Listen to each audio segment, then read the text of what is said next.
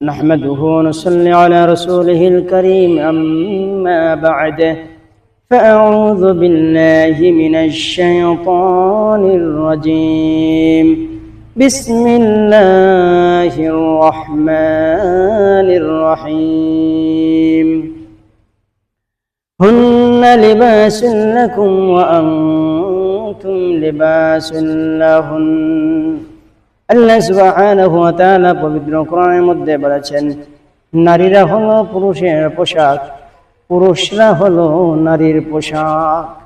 পোশাক যেমনি ভাবে মানুষকে আবৃত করে রাখে, তার লজ্জাস্থানের হেফাজত করে, পোশাকের দ্বারা মানুষ তার শরীরকে আবৃত করে ঢেকে রাখার বিনিময় মাধ্যমে, এবং পোশাক মানুষকে তার সম্মান বাড়িয়ে দেয়, আবৃত করে তার ইজ্জতকে বাড়িয়ে দেয়।